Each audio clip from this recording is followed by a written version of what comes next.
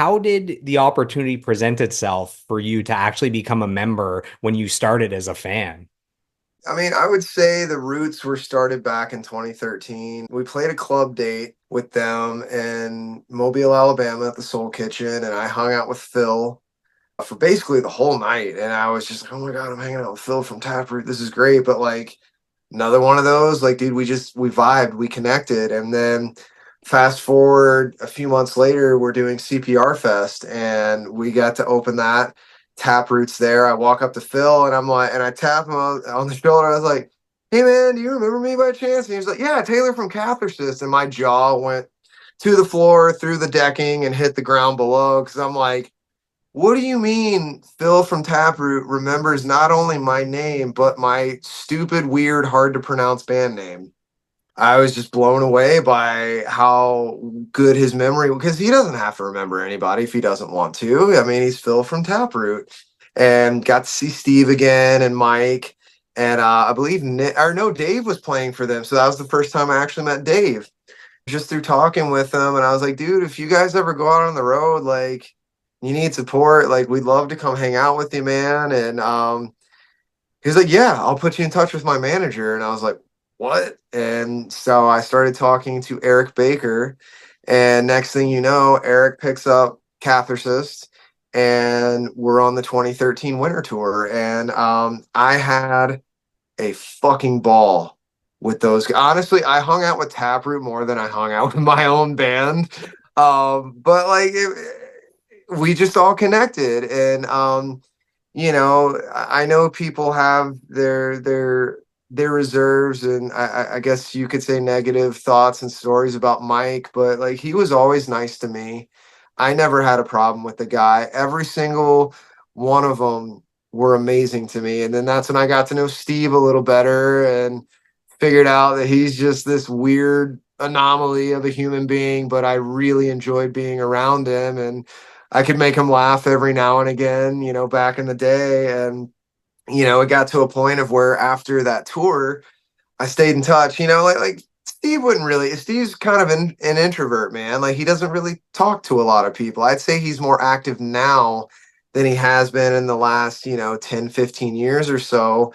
But like every now and again, I would get a Merry Christmas or glad you're doing well, man, from Steve. But like Phil and we would have 2 hour long phone calls to the point of where he would call me, I would call him, and we would talk about life. We would talk about food. We would talk about health, nutrition, ideologies, philosophies. Like we had really amazing in-depth conversations. And, while we were still on that tour, like Phil started teaching me Brazilian jiu-jitsu. And like I could tell that he took an interest in me as a person and he became a mentor like figure to me. And then of course, Dave and I played Call of Duty, stayed in touch, would goof around. And when he and Mel would fly down, to go hang out at the casinos in my hometown, because we've got MGM and all that, I would always make sure that if Dave and Mel came to town, I would go meet them either at the airport or the casino. We would have dinner. I would bring them weed,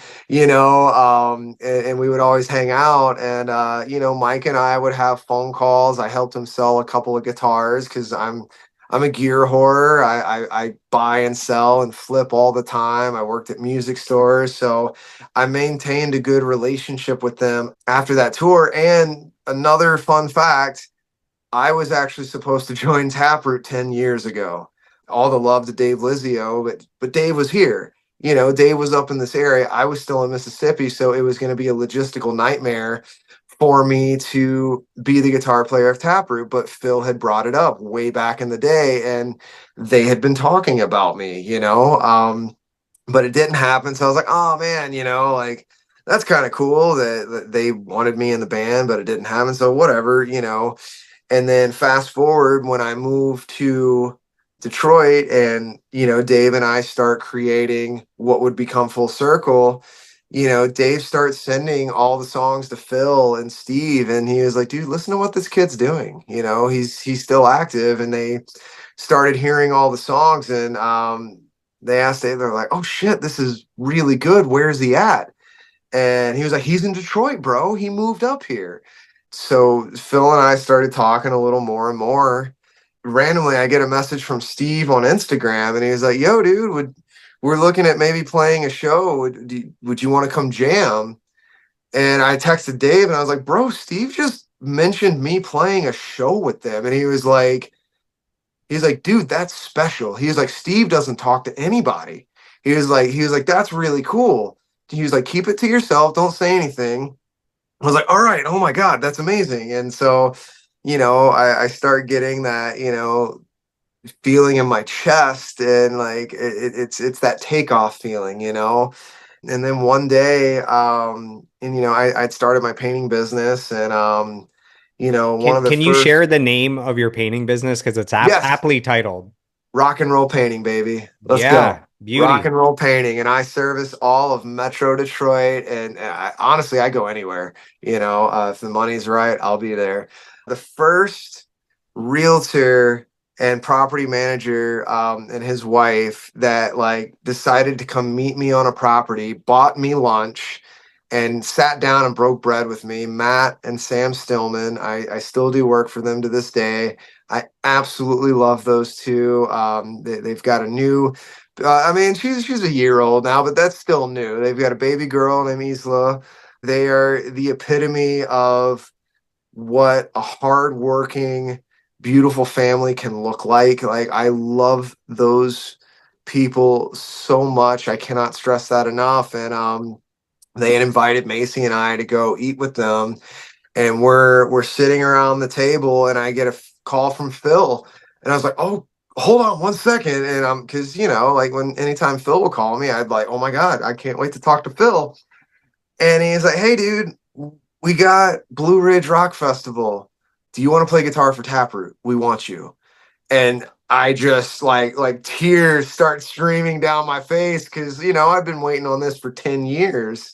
Immediately everyone at the dinner table is like, did someone die? And I was like, everything's wonderful, like his tears are streaming down my face, and I get off the phone, and they're like, what's up, man? What was that? And I was like, I just got asked to join one of my childhood bands that made me give a fuck about guitar. It was the coolest thing in the world.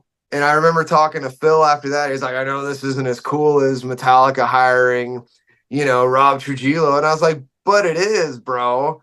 I was like, I have such a connection to you guys and your music, and the fact that I know you as people, and we became friends before this ever happened. I was like, this is as cool as being asked when Metallica asked, right? And I didn't get $1 million check, but like, I don't give a fuck, dude. I love Taproot. I love the music, and I'm here, dude. Whatever you want to do, I'm here. And it's been the coolest ride ever, ever.